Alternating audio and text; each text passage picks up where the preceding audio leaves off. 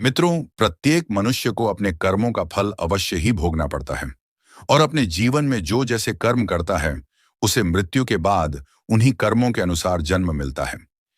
और भगवान श्री कृष्ण ने इसके बारे में क्या बताया है कि मनुष्यों के वह कौन से पाप हैं जिनके कारण प्रत्येक मनुष्य को अगले जन्म में कुत्ते का जन्म मिलता है। जानेंगे एक कथा के माध्यम से। इसीलिए मित्रों, चैनल को सब्सक्राइब नहीं किया है तो चैनल को सब्सक्राइब करके वीडियो को लाइक कर दें।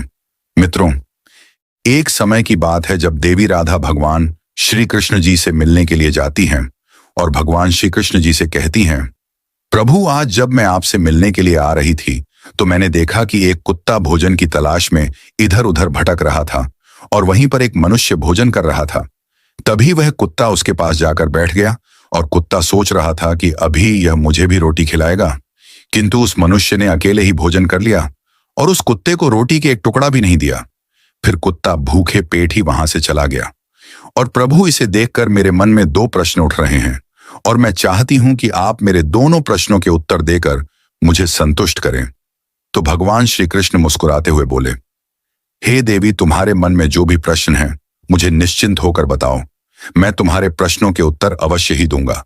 तो देवी राधा बोली, प्रभु, मेरा पहला प्रश्न यह है कि किस पाप के कारण मनुष्यों को कुत्ते का जन्म मिलता है और वह कौन से कार्य हैं जो मनुष्य को अपने जीवन में कभी नहीं करने चाहिए, नहीं तो उसे कुत्ते का जन्म मिलता है।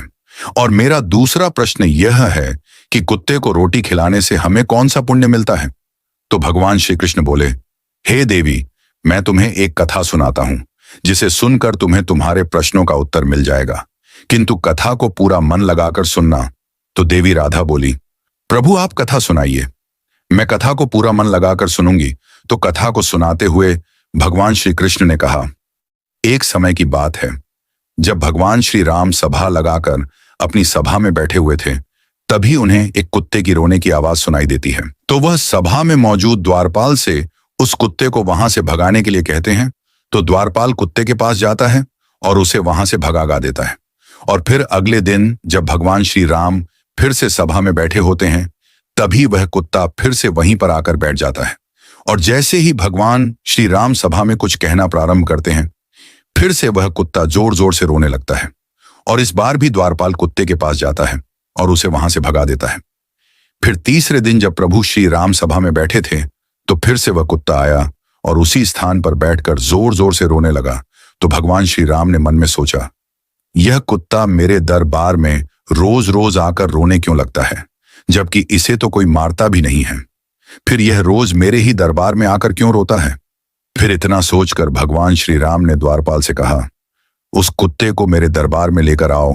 तो द्वारपाल उस कुत्ते के पास जाते हैं और उससे कहते हैं, हे स्वान, तुम रोज यहां पर ही आकर क्यों रोते हो, और चलो प्रभु श्री राम ने तुमको अपने दरबार में बुलाया है। तो कुत्ता बोला, हे मुनिवर, मैं एक कुत्ता हूं और कुत्तों का मंदिर, राजभवन तथा रसोई घर और गौशाला जैसे पवित्र थानों पर जाना मना है। मुझे अपवित्र माना जाता है, इसीलिए मैं प्रभु श्री राम के दरबार में नहीं जा सकता हूं। तुम प्रभु श्री राम से जाकर कह दो, यदि उन्हें मुझसे मिलना है तो वह यहां पर आ जाएं, किंतु मैं वहां पर नहीं जा सकता। कुत्ते की यह बात सुनकर द्वारपाल प्रभु श्री राम के पास जाता है और कुत्ते द्वारा कही गई सारी बातें उन्हें बताता है। फिर भगवान श्री राम कुत्ते के पास आते हैं और कहते हैं, हे स्वान, तुम रोज मेरे दरबार में आकर क्यों रोते हो। क्या मेरे द्वारपाल ने आपको मारा है या फिर मुझसे कोई गलती हो गई है। तो कुत्ता बोला, नहीं प्रभु, नहीं, आपसे कोई गलती हुई है, ना आपके द्वारपाल ने मुझे मारा है। तो भगवान राम ने कहा, फिर रोज तुम मेरे दरबार में आकर क्यों रोते हो।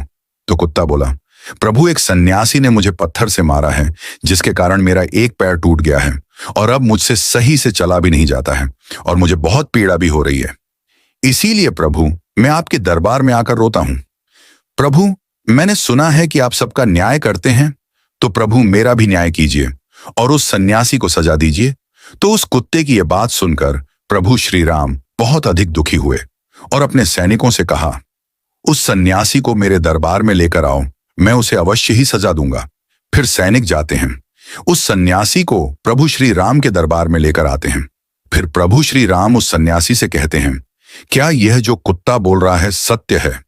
तुमने इस कुत्ते को पत्थर से मारा है, जिससे इसके पैर में बहुत अधिक चोट आई है और अब इस कुत्ते को बहुत अधिक पीड़ा हो रही है और यह ठीक से चल भी नहीं पा रहा है।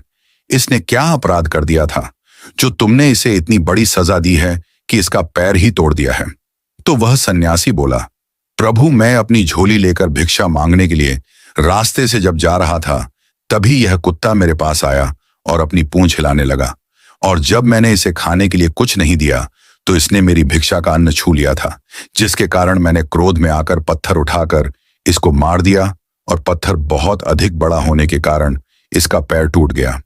सन्यासी की यह बात सुनकर प्रभु श्री राम उस सन्यासी पर बहुत अधिक क्रोधित हुए, और उन्होंने सन्यासी से कहा, यह कुत्ता एक अज्ञानी जीव है। इसने अपना पेट भरने के लिए ऐसा किया। इसे इतना ज्ञान नहीं है कि किसी का अन्न न नहीं छूना चाहिए, इसीलिए इस कुत्ते ने ऐसा किया।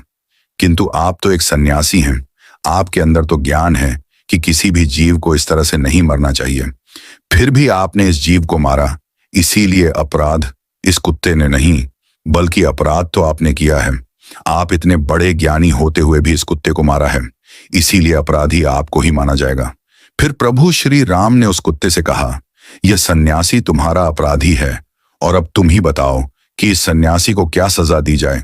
तो कुत्ते ने कहा, प्रभु, इस सन्यासी को किसी नगर का राजा बना दीजिए। तो प्रभु श्री राम ने कहा, ठीक है, इसे एक नगर का राजा बना दिया जाएगा। और फिर उस सन्यासी को सुंदर वस्त्र पहनाकर एक घोड़े पर बिठा दिया, और उस सन्यासी को एक महल में ले गए, और वहां के एक नगर का राजा बना दिया गया। फिर जब वह सन्यासी राजा बन गया तो बहुत अधिक खुश था, और मन में सोचने लगा, वह कुत्ता सच में बिल्कुल पागल ही था। मैंने उसका पैर तोड़ दिया था, और उसने मुझे सजा देने के बजाय मुझे इस नगर का राजा बना दिया। फिर यह बात किसी की समझ में नहीं आ रही थी कि उस कुत्ते ने सन्यासी को सजा देने के बजाय उसे नगर का राजा क्यों बना दिया। तो कुछ लोग इसी प्रश्न का उत्तर जानने के लिए प्रभु श्री राम के पास गए, और प्रभु श्री राम से पूछने लगे, प्रभु, इस कुत्ते ने इस सन्यासी को सजा देने के बजाय महल का राजा क्यों बना दिया? जबकि उस सन्यासी ने तो कुत्ते का पैर तोड़ दिया था, तो इस कुत्ते को तो उस सन्यासी को सजा देनी थी। लोगों की यह बात सुनकर प्रभु श्री राम ने कहा, इस प्रश्न का उत्तर तो आप लोगों को वह कुत्ता ही दे सकता है कि आखिर उसने ऐसा क्यों किया। तब सभी लोग उस कुत्ते के पास गए और उस कुत्ते से पूछा, आपने ने उस सन्यासी के साथ ऐसा क्यों किया है? उसे सजा देने के बजाय उसे एक नगर का राजा बना दिया, जबकि उसने तो तुम्हारा एक पैर तोड़ा था। तो कुत्ता मुस्कुराते हुए बोला, तुम जानना चाहते हो कि मैंने उस सन्यासी को सजा देने के बजाय उसे एक नगर का राजा क्यों बना दिया? तो सुनो, मैं भी पिछले जन्म में एक नगर का राजा था, और मैं गरीबों पर खूब अत्याचार करता था। मेरे नगर में जितने भी लोग थे, सभी बहुत अधिक गरीब थे, और वह दिन भर खेतों में मेहनत मजदूरी करके जो अन्न उगाते थे, उसमें से आधा मैं ले लेता था, और जो भी मुझे अपने अन्न में से आधा हिस्सा नहीं देता था, उसे मेरे सैनिक बहुत मारते पीटते थे, और उनकी मेहनत का धन मैं हड़प लेता था। पिछले जन्म में मैंने बहुत सारे पाप किए थे, इसी कारण इस जन्म में मुझे कुत्ते का जन्म मिला है, और अब मैं पिछले जन्म में किए गए पापों का फल भोग रहा हूं।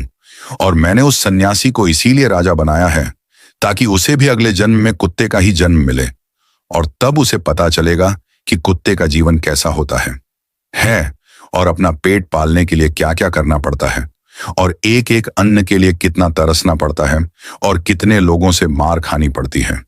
फिर इस तरह उस कुत्ते की यह बात सुनकर सभी की समझ में आ गया था कि उस कुत्ते ने उस सन्यासी को राजा क्यों बनाया है। मित्रों, फिर कथा को आगे बताते हुए भगवान श्री कृष्ण देवी राधा से कहते हैं, हे देवी, अब मैं तुम्हारे दोनों प्रश्नों के उत्तर देता हूं। तुम्हारा पहला प्रश्न था कि वह कौन से कार्य हैं जो एक मनुष्य को अपने जीवन में नहीं करने चाहिए, नहीं तो उसे कुत्ते का जन्म मिलता है। तो समझ लो, जो मनुष्य उस राजा की तरह अपने जीवन में बहुत अधिक पाप करते हैं, उन्हें कुत्ते का जन्म मिलता है। और तुम्हारा दूसरा प्रश्न था कि कुत्ते को रोटी खिलाने से हमें कौन सा पुण्य मिलता है। तो समझ लो, जो मनुष्य कुत्ते को भोजन कराता है, उसे अपने जीवन में किए गए पापों से मुक्ति मिलती है, तथा उसके जीवन में अनजाने में किए गए पाप नष्ट हो जाते हैं। इसीलिए प्रत्येक मनुष्य को कुत्ते तथा भिखारी को रोटी खिलानी चाहिए। फिर देवी राधा कहती हैं, प्रभु, पृथ्वी लोक पर कुछ मनुष्य ऐसे भी हैं जो द्वार पर आए कुत्ते को मारकर भगा देते हैं, और कभी भी कुत्ते तथा गाय को रोटी नहीं खिलाते हैं, परंतु वह लोग पूजा पाठ बहुत अधिक करते हैं। तो क्या प्रभु ऐसे लोगों की पूजा ईश्वर स्वीकार करते हैं?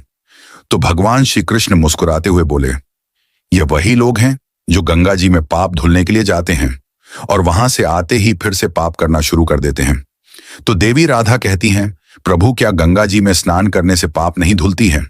तो भगवान श्री कृष्ण बोले, गंगा जी में वही पाप धुल हैं जो अनजाने में हो जाते हैं। जानबूझकर किए गए पाप गंगा जी में नहीं धुल हैं। और गंगा जी में स्नान करने से वही मनुष्य पवित्र होता है जिसका मन साफ हो और मन में कोई छल ना हो तथा मन में गंदे विचार नहीं ना हो। और गंगा जी में छल कपट करने वाले और दूसरों की बहन बेटियों पर बुरी नजर रखने वाले लोगों का कुछ नहीं होता है। अंत में ऐसे लोगों का सर्वनाश ही होता है और प्रत्येक मनुष्य को अपने कर्मों का फल अवश्य ही मिलता है। मित्रों, आपको यह कथा कैसी लगी? हमें कमेंट्स करके जरूर बताएं। तो बोलो, राधे राधे, जय श्री कृष्णा।